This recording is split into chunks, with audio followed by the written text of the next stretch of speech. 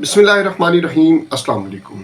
सोचिए, एक खबर वायरल होती है, सिर्फ 4,000 रियाल में सऊदी अरेबिया की पीआर मिल रही है। लोगों के दिमाग में फटाफट कैलकुलेशन शुरू हो जाती है। 4,000 रियाल यानी पाकिस्तानी करेंसी में मैनेजेबल अमाउंट है, यानी स्पॉन्सर से आज़ादी है, यानी परमानेंट फ्यूचर है।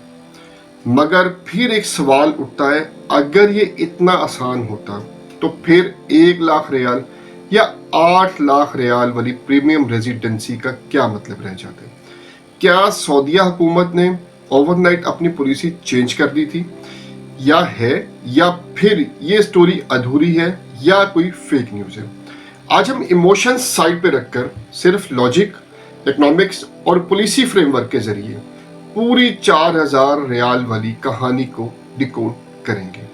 और वीडियो के एंड तक आप खुद डिसाइड करेंगे ये गोल्ड अपॉर्चुनिटी है या मिसअंडरस्टैंडिंग। सबसे पहले एक फंडामेंटल बात क्लियर करते हैं। सऊदी में जिसे लोग पीआर कहते हैं, असल में उसका नाम है प्रीमियम रेजिडेंसी प्रोग्राम।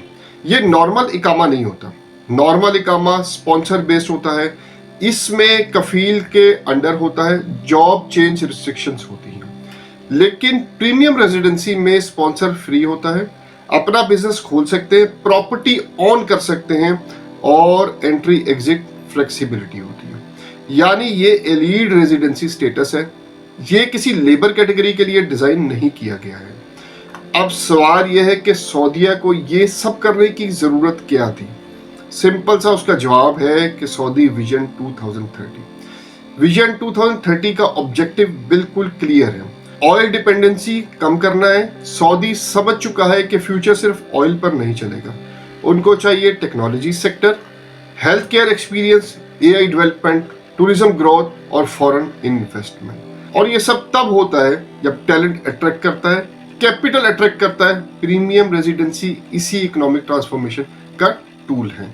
देखिए, शुरू में सिर्फ 2 ऑप्शंस थे, 1 lakh riyal per year, 8 lakh riyal life time. ये नंबर्स रैंडमली डिसाइड नहीं हुए थे, ये प्राइसिंग स्ट्रेटेजी थी।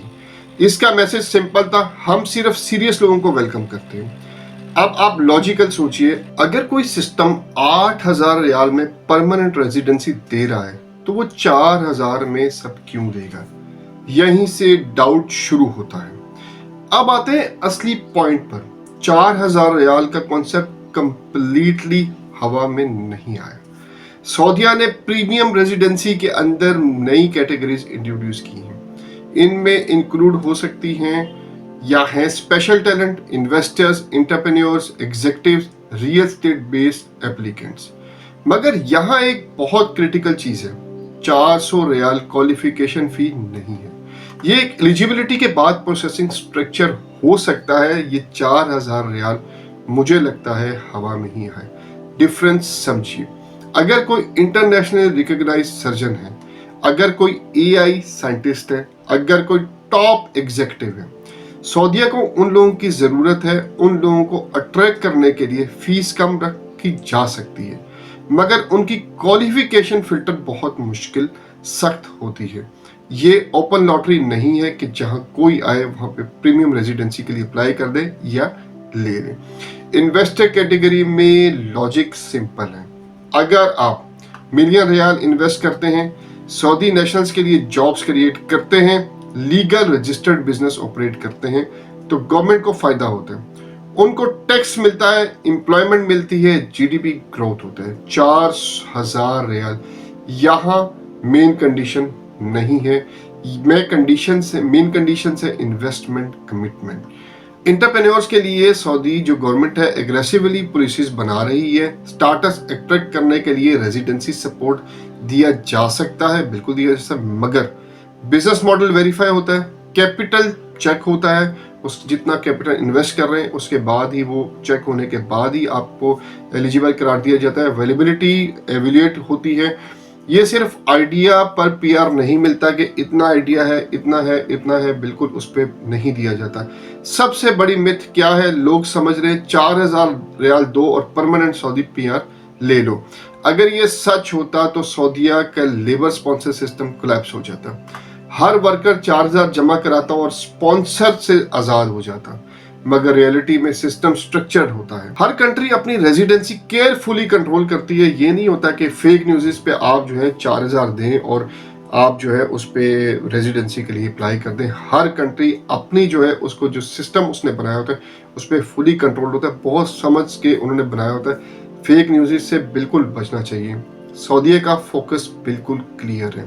न्योम projects, tech cities, health care hubs, tourism expansion. उनको स्किल्ड वर्कफोर्स चाहिए। फ्यूचर में और कैटेगरीज आ सकती मगर वो मेरिट बेस्ड होंगी, शॉर्टकट बेस्ड नहीं होगी। कोई ऐसी कैटेगरी की नहीं होगी कि जो शॉर्टकट लगाएंगे आपको और आप उससे जो है प्रीमियम रेजिडेंसी हासिल कर सके। देखिए, आपको समझने की जरूरत है फाइनल कंक्लूजन क्या है अब। ठीक है, 4000 वाली न्यूज जो है वो कंप्लीटली फेक नहीं लगती मगर इनकम्प्लीट है, सबके लिए नहीं है, स्ट्रिक्टली एलिजिबिलिटी बेस्ड है, इन्वेस्टमेंट या एक्सेप्शनल स्किल्स रिक्वायर्ड है। अगर आप हाई लेवल प्रोफेशनल हैं, इन्वेस्टर हैं, रिकग्नाइज टैलेंटेड हैं तो अपॉर्चुनिटी हो सकती है। मगर मगर मगर आप जो है जनरल लेवल कैटेगरी में हैं तो ये स्कीम आपके लिए डिजाइन नहीं की गई है। इसलिए किसी एजेंट को पैसे देने से पहले ऑफिशियल अनाउंसमेंट का इंतजार करें, लीगल वेरिफिकेशन करें और इमोशनल डिसीजन बिल्कुल भी मत लें, क्योंकि आप किसी के चक्रों में आके इस तरह की न्यूज़ सुन के अपने पैसे गंवा देंगे। आप पाकिस्तान में हैं या सऊदीया में या कहीं पे भी हैं तो ऐसी जो न्यूज़ हैं उनको पहले वेरीफाई किया करें। वेरीफाई करने के बाद ही एजेंट के पास जाया करें। देखिए, हर बंदा यहाँ पे लूटने को बैठा है तो एजेंट्स पहला प्रायोरिटी होती है लूटने के लिए।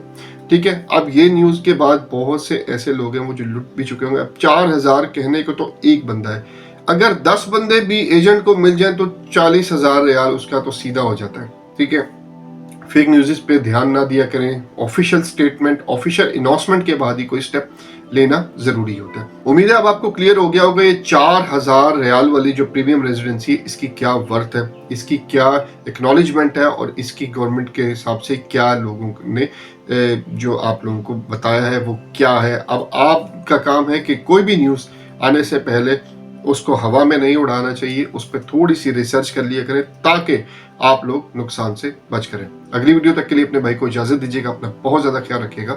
अल्लाह हाफिज।